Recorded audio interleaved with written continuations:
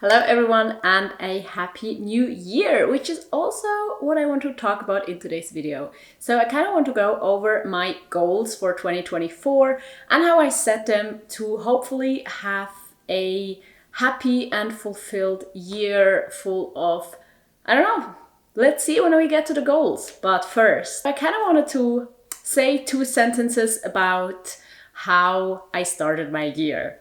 So a few days ago, I had a few days off work, which was great. Also because I was very strict with myself and actually didn't work.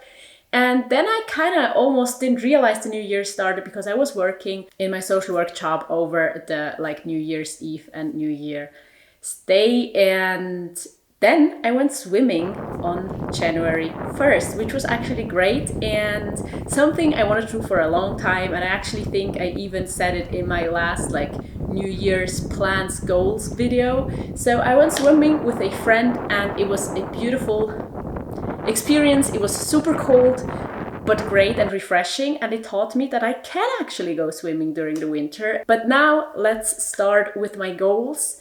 And this year, for the first time, I kind of divided them into categories of my life, which I think is actually a good idea because it helps you not forget different aspects of your life. So the first category I want to talk about is work. For my work goal this year, I actually kind of have 3. And the first one is that since I started working a social work job and I still have this business that I also run, being self-employed, which are 2 very, very different kinds of jobs, I do also kind of need and want to find a new work-life balance that actually works for me. What is work? What is considered work? When do I relax? How do I get enough free time and how to not end up hustling in a hamster wheel? And also, how do I talk about work so that it doesn't happen that my social work job is work and my self-employed business is hobby, because it's not. Then the second aspect is similar, and it's what does my work do with my identity? Again, because my work changed, because I have 2 jobs now, I just want to see how that kind of changes how I see myself. Do I identify as a social worker? Do I identify primarily as a social worker now? How does it feel to have a job that provides kind of a very, very different value? Also, how does it feel to kind of work in a job that I studied for and being paid from the city and the government and funds like that instead of being paid through ads from big companies? It's just a whole kind of different job. And what does that do with my identity? And then the third aspect is finances. How does my new job change my financial situation? And my goal there is just to save up. I do earn more money now, and I did not save as much as I wanted during the past few years. And so I do want to see what's possible.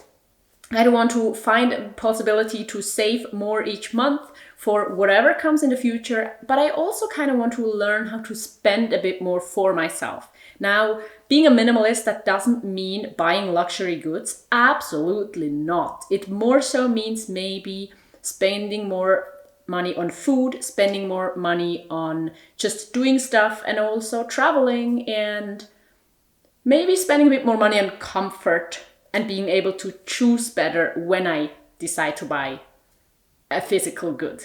Now, this was by far the biggest category, so let's move on to the next one, which is creativity. And that one I talked a lot more about in the More or Less podcast that I have with my friend Paulina, which is also always down below in the description. You can check out the episode where I talk about it. It's the New Year's special. And what I want, or what the goal is for 2024 in the category of creativity, is I don't want to have a creative outlet just for myself. Because my creativity has mostly been for my job, for this business during the past few years. And even before that, I uploaded pictures online, and it was kind of always for someone else. Even before I uploaded them online, I kind of took a lot of pictures to make the Christmas presents me and my sisters would make our family. And so I want a hobby just for myself, like a creative outlet. And I think it's going to be photography. Now, I'm also taking photos for my business, but I want to take pictures for no reason. I just want to take pictures because I think something is pretty, because I want to learn a new aspect of photography. And not thinking about either if they are ever gonna turn into anything, not thinking about if anyone will see them except for me, and just taking them because I have fun taking the pictures. And if it's not going to be photography, like if I see that that's not working out, then of course it could be anything else. But I just kind of wish I have more creativity for myself and not for the public or to make money. And before I talk about the third category, I think you already realized that my goals are very, very loose, not very smart goals or anything. So this is how I handle it, and it works very, very well for me. And I think this is partly because I'm very happy with how my life is right now. So I do not really want to force myself to change into another person or something. I more so kind of want to set intentions and keep in mind what the things are that are important to me, to ensure that they actually are a priority during the year. And my goals are very much things I like to do and I want to do more of, like doing more of the good stuff instead of pushing myself to do something that I think would be good for me. But of course, depending on your life situation, it can be totally different for you. And I don't think there's anything wrong with setting smart goals or very, very different kinds of goals. But I think this can be an inspiration as well. And like this, I definitely am almost unable to absolutely fail, which also feels good. The next category is health. And here I mean mental and physical health. And actually the only thing I want to do for my mental and physical health is spend time in nature. It's an intention that I set every single year, and I do it every single year, but I always want to do more of it. And it kind of changes from year to year, how much I am on my bike, how much I'm traveling, how much I'm going for walks or even runs and things like that. But for this year, I think I just want to kind of spend time outside almost every single day, because not every day works out. For me, at least, I do not want to force myself to do something every single day. I think doing it most days is healthier and works way better, because there are always exceptions. There are always days where just it's extreme. I don't know, spending 24 hours in a train or being sick or different things that make it impossible to, I don't know, hit 10K steps or something like that. So my intention is to be outside almost every day, and I am kind of forced to be outside more now that I have a social work job outside of my own apartment. But I also want to go for walks, and I want to travel, and I want to swim, and I want to be outside when it rains, when the sun shines, when it's cold and when it's hot, and just experience nature. The next goal is also something that you're familiar with if you have watched a lot of videos, or in particular the one I did last year about my goals for 2023. And I think there's nothing wrong with setting the same goals again. And there's nothing wrong with abandoning a goal if it doesn't fit you anymore. And I also think you absolutely do not need to set goals on January 1st, because we can always make a change and we can always set new intentions and do something different. But the category I'm talking about is connection. That's what I named it. And I want to pour more into friendships. And I kind of set this intention first a year ago, and I don't really think I have a lot more friends now, or I have deepened a lot of my friendships, but I still think I made some progress, and I think it felt good having this as an intention, and that is how I want to continue. Now, I hope to be more successful in a way of like actually spending more time with friends and maybe having new friends, which I think is so difficult, making new friends as an adult, especially also when I have a kid, but I'm a very young mom. So usually people my age don't have kids, and the people that have kids my age are very much older. And until now, I just spent all my time at home working, and so it was also more difficult. We'll see how my job changes this, or how much time I have and energy, and where there are opportunities to make more friends or to spend more time with the friends I have, especially because they live all over the planet, it feels like, or at least all over Europe.